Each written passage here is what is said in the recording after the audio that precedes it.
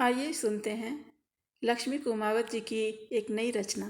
सासू माँ, अपने मकान से कहिए कि आपको रोटी बनाकर खिला दे।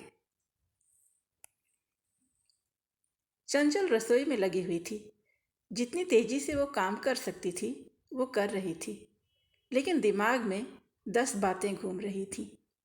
जब से मायके से भाई का फोन आया, बस तब से चंचल का मन घर के कामों में नहीं लग रहा था। पर फिर भी फटाफट काम निपटाने में लगी हुई थी। क्या पता अम्मा जी को उस पर तरस आ जाए और वो उसे मायके जाने दे।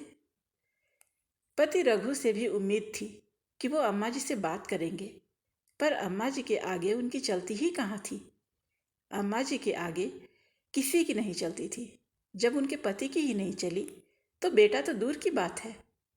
पहले ससुर जी भी कपकपाते थे, अब उनकी सिधारने के बाद बेटे की क्या भी साथ है।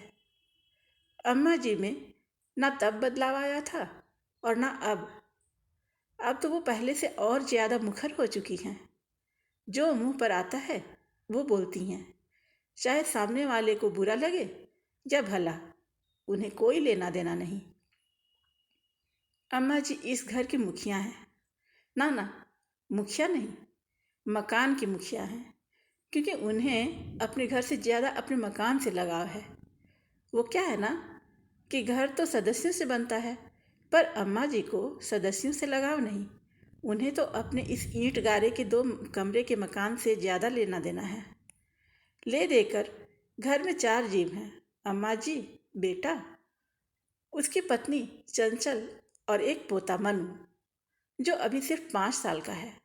बेटा बहू उनकी सेवा में कोई कमी नहीं छोड़ते, लेकिन उसके बावजूद वो ताने देती रहती हैं। उन्हें लगता है कि ये लोग उनकी सेवा भी सिर्फ मकान के लिए कर रहे हैं।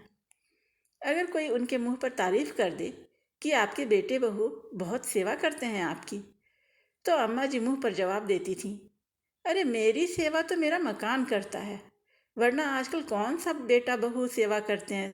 चंचल और रघु दोनों का ही इस तरह की बातें सुनकर दिमाग खराब हो जाता था, लेकिन फिर सोचते कि माँ ही तो है, भला माँ से कैसी नाराजगी। लेकिन आज सुबह चंचल के छोटे भाई का फोन आया कि उसकी माँ की तबीयत अचानक खराब हो गई है। माँ अभी हॉस्पिटल में है और चंचल को ही याद कर रही है। रघु ने जब दोबारा फोन करके पूछा तो चंचल के पापा ने कहा, अभी स्थिति नियंत्रण में है, पर फिर भी आप चंचल को भेज दीजिए। कुछ दिन रुक कर वो थोड़ा अपनी माँ को संभाल लेगी। रघु ने फटाफट जाकर अम्मा जी से पूछा, अम्मा, चंचल की माँ की तबीयत खराब है, वो हॉस्पिटल में है, तो मैं चंचल को उसके मायके छोड़ आता हूँ।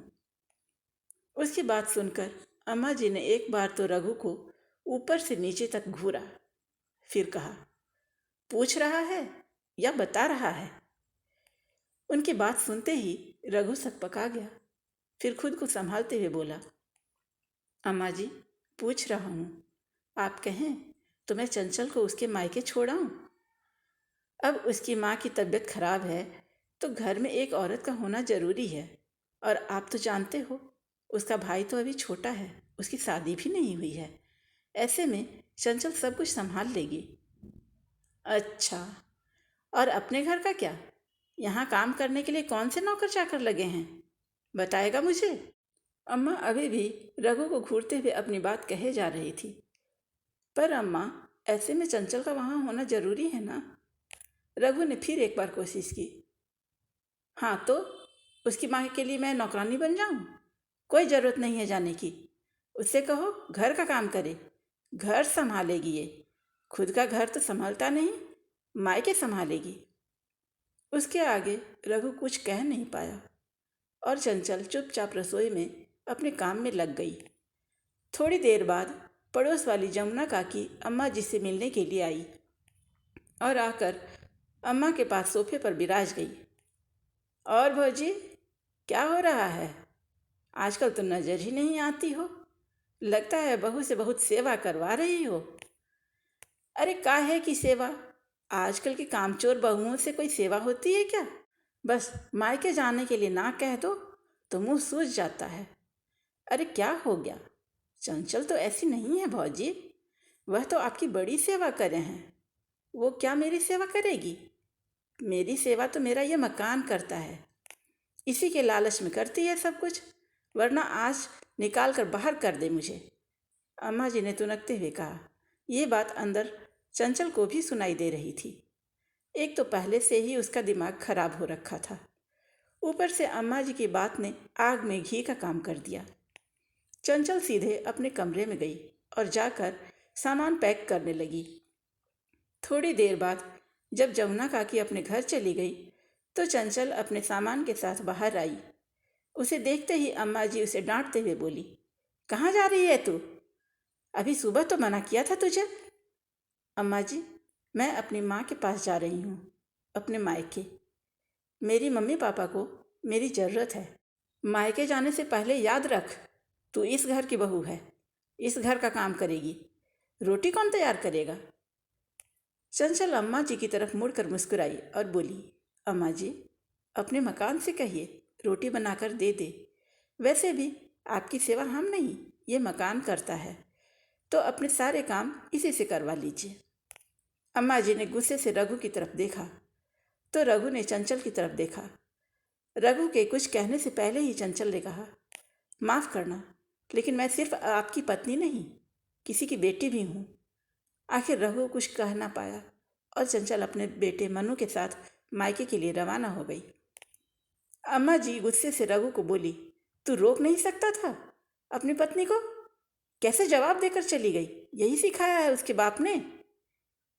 माफ़ करना अम्मा, ये उसके माँ बाप ने नहीं सिखाया, ये तुमने सिखाया है।